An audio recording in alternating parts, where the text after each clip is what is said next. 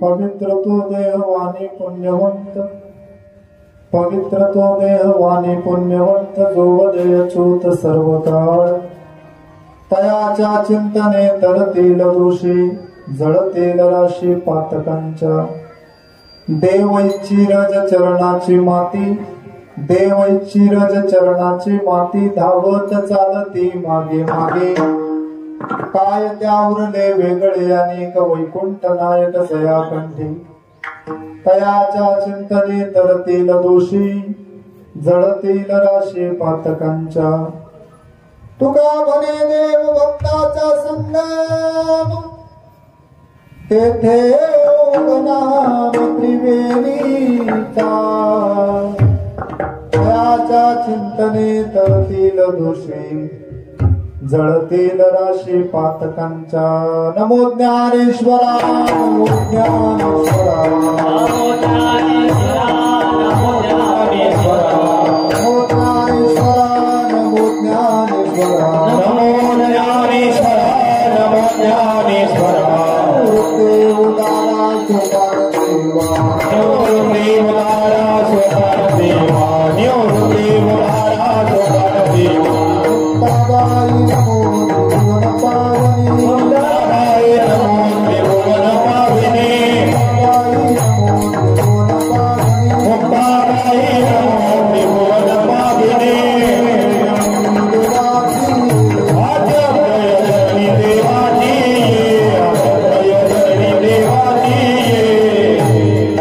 विठ्ठलं सुकरुणार्णवमतोषं, दिनेष्टपोषमगसंहति सिन्धुशोषं. श्री रुक्मिणी मतिमूषं पुरुषं पुरन्तं, वन्दे दुरन्तचरितं हृदि सञ्चरन्तं. यतः सर्वजातं व्यदनीलमुख्यं जगदितं, स्थितो निःशेषं योतिनिजसुखांशेन मधुहा. लये सर्वस्वस्मिन् हरति कलया यस्तुस्त विभो. शरण्यो लोकेशो मोहतो श्रीकृष्णोक्षि विषयाः. सम्पाद्य ज्ञानं च विधाय भक्तिं, विलोकितो येन समाधिराजा. वैराग्यवन्तं सुविचारवन्तं, नमामि जोगं शिरसा गुरुन्तं. मस्तके पायाधूलं, मस्तके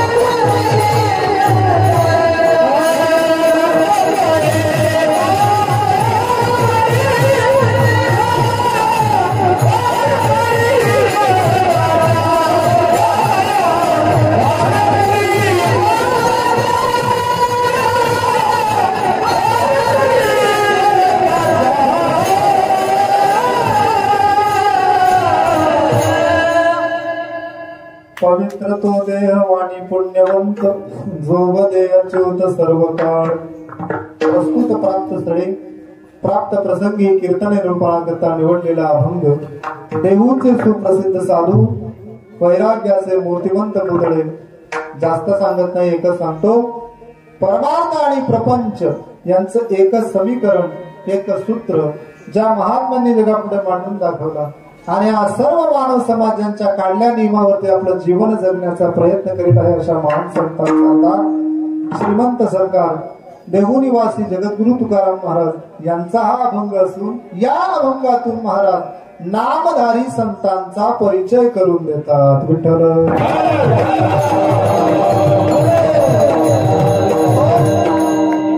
किम निमित्तम किम कारणास्तम तुम्ही आपण सर्व या विठ्ठल मंदिरामध्ये या ठिकाणी एकत्र जमलेलो आहोत. सर्व श्रोतृ वर्गाला ज्ञात असून वक्त्याचं प्रथम कर्तव्य म्हणून मलाही सांगणं भाग आहे. आपल्या गावातील प्रतिष्ठित नागरिक असलेले आदरणीय श्री नथू तीरसिंग मोरकर यांच्या धर्मपत्नी वैकुंठवासी आदरणीय आईसाहेब रुक्माबाई नथू मोरकर यांचं गेल्या 13 दिवसापूर्वी देहावसान झालं आणि त्यांचे असणारे हे सुपुत्र परम आदरणीय किरण नथू मोरकर, सुरेश नथू मोरकर, अशोक नथू मोरकर, अरुण नथू मोरकर आणि राजेंद्र नथू मोरकर, समस्त मोरकर परिवार आणि आईच्या उत्तर कार्यानिमित्ताने गंधमुक्तीच्या निमित्ताने त्यांनी या ठिकाणी ही 2 कीर्तन, कालही रात्री कीर्तन होतं आणि आज सकाळीही कीर्तन होतं. कीर्तन आहे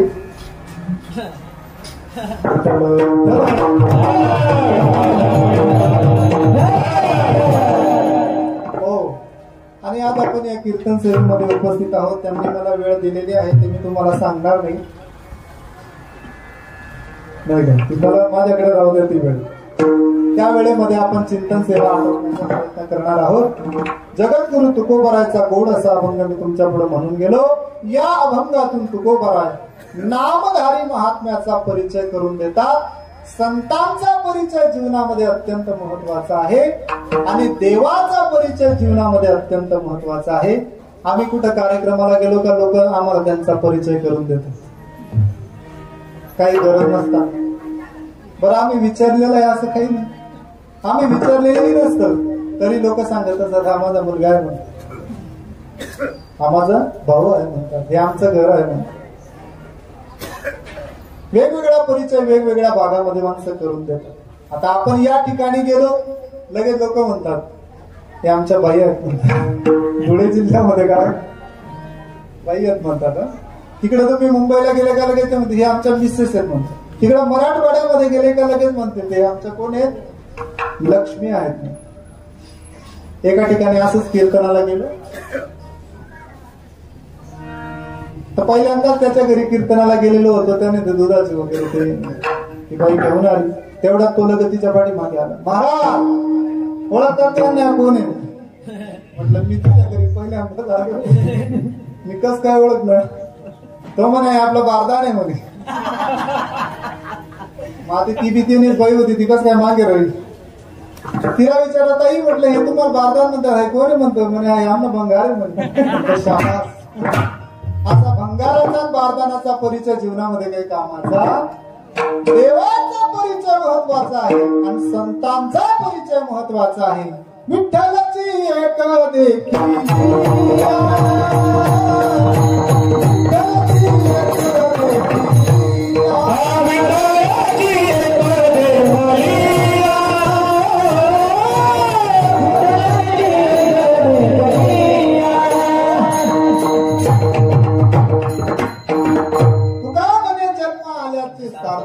विठ्ठलाची एक देखील या देवाचा परिचय महत्वाचा आहे आणि संतांचा परिचय महत्वाचा आहे.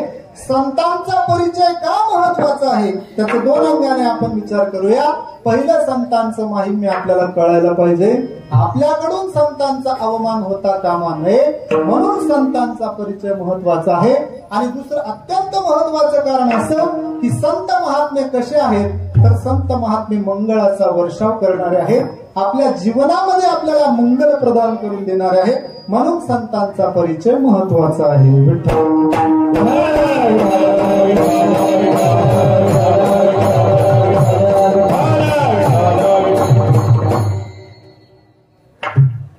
म्हणून संतांचा परिचय महत्वाचा आहे. संतांचा परिचय इतका सोपा आहे का कोणी येईल आणि संत ओळखेल.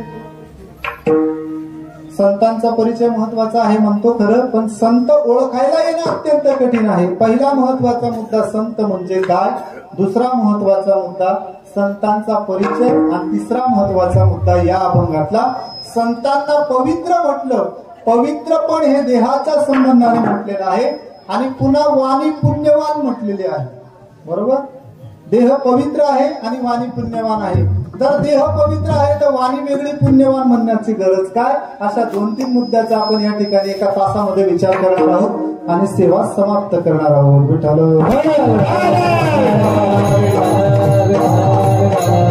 संतांचा परिचय जीवनामध्ये महत्वाचा आहे, कारण संतांचा अवमान आपल्याकडे होता कामा नये. संत महात्मे योग्याला ओळखता आले नाही, संत महात्मे ज्ञानी पुरुषाला ओळखता आले नाही, संत महात्मे परोक्ष ज्ञान झालेल्या महात्म्याला सुद्धा ओळखता आले नाही. तिथून पुढे सांगायचं झालं तर संतांचं माहिम्य देवाला कळालं नाही आणि संतांचं माहिम्य देवाच्या पोरांना सुद्धा कळालं नाही.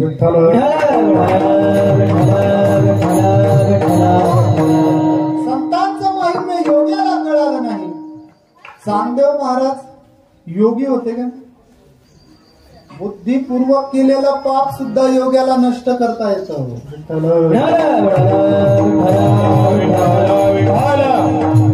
प्रयत्नपूर्वक केलेलं पाप असेल त्याने निश्चय करून तरी तेही त्याचं पाप निघून जातं. एवढा मोठा अधिकार योग्याच्या जवळ असतो. चांगदेव महाराज 1400 वर्षाचे होते. ज्ञानेश्वर महाराज ओळखता आले. म्हणजेच योग्याला महात्मा ओळखायला येत. उपजताची ज्ञानी हे वर्म जाणोनी, उपजताची हे वर्म जाणोनी, उपजताची ज्ञानी हे वर्म जाणोनी, उपजताची ज्ञानी हे वर्म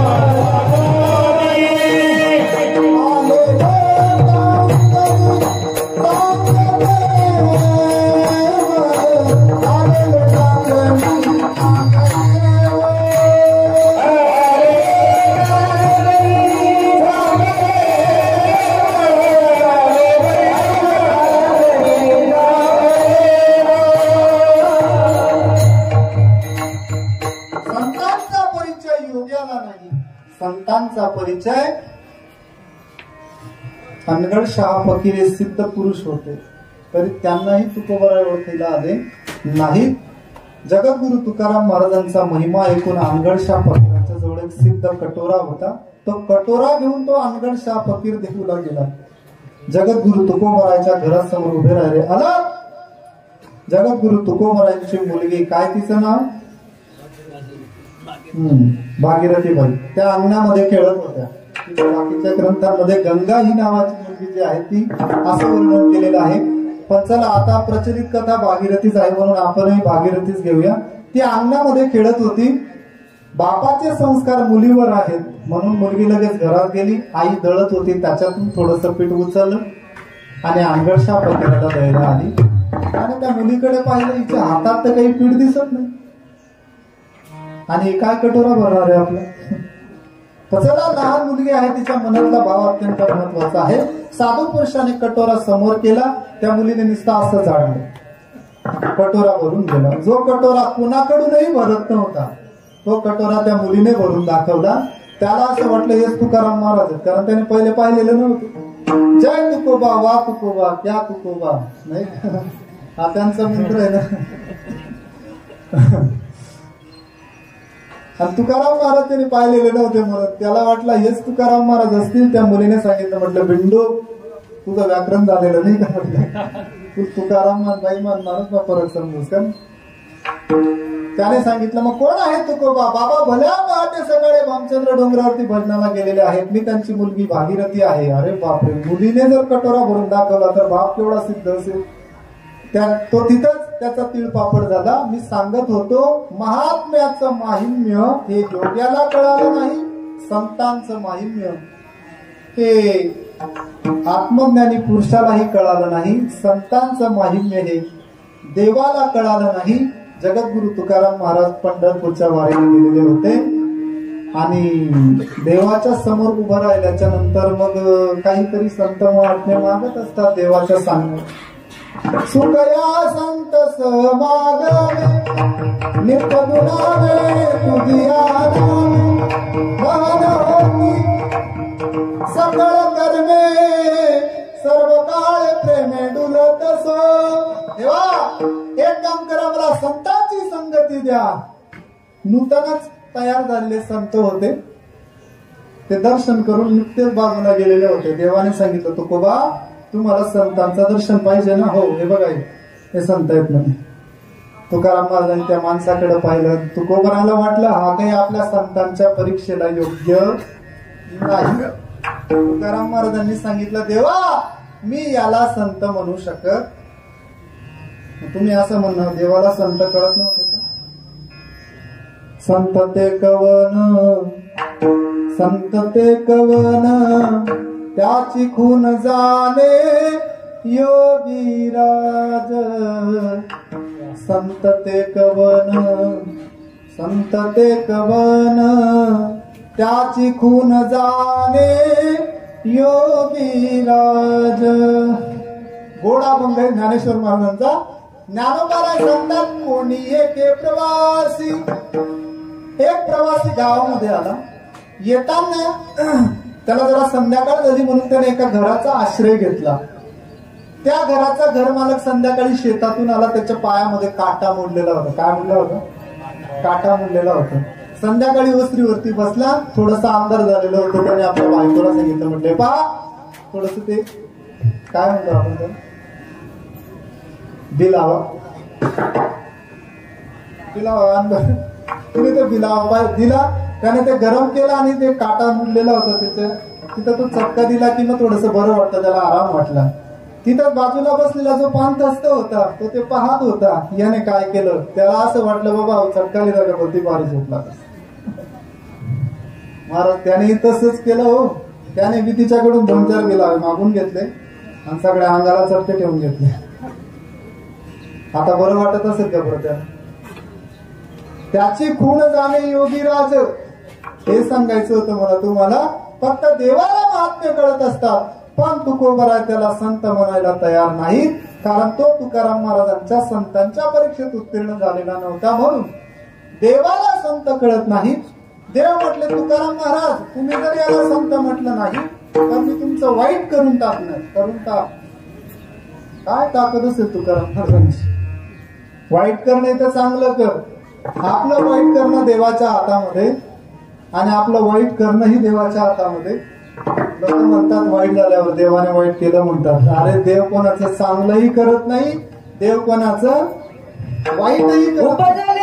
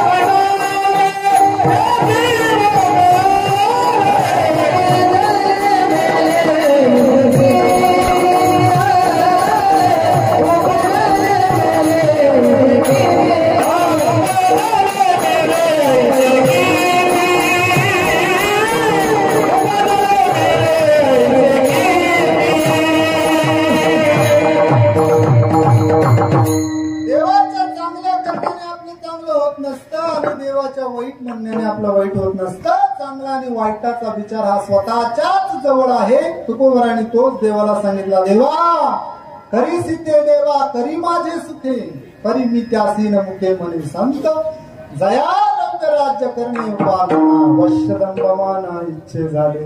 तुम्ही म्हटलं तुम्ही बरं करा वाईट करा पण आम्ही याला संत म्हणत नाही. देवा संतांचा माहिम्य संतांचा परिचय देवाला नाही. आणि चौथा विकल्प मी तुम्हाला होता की संतांचं माहिम्य हे देवाच्या पोरांना सुद्धा कळालं नाही.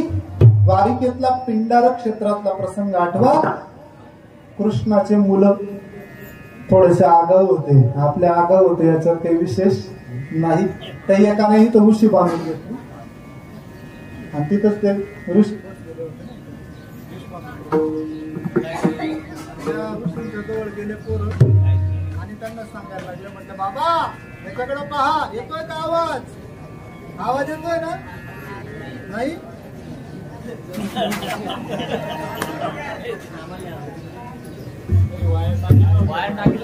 पहिले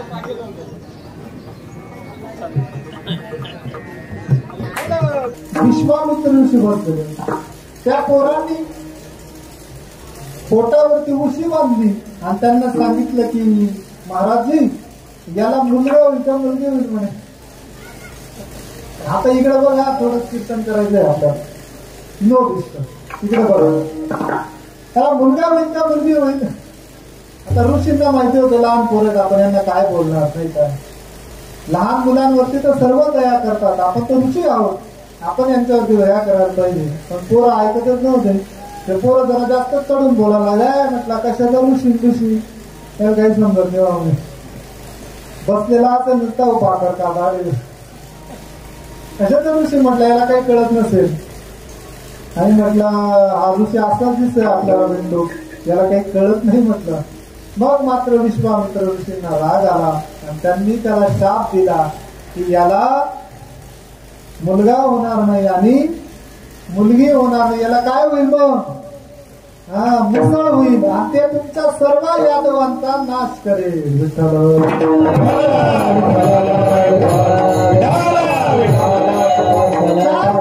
तुमच्या पुढे सांगितले होते, संतांचा परिचय हा योग्याला नाही, संतांचा परिचय हा ज्ञानाला नाही, संतांचा परिचय हा देवाला नाही आणि संतांचा परिचय हा देवाच्या पोरांना नाही. मग ते संत महात्मे आपल्याला ओळखायला कसे येतील, तर ज्यांना महात्मे ओळखायला येतात आपण त्यांनाच विचारलं पाहिजे की त्या संतांचा परिचय काय. तो महाराज अभंगाचा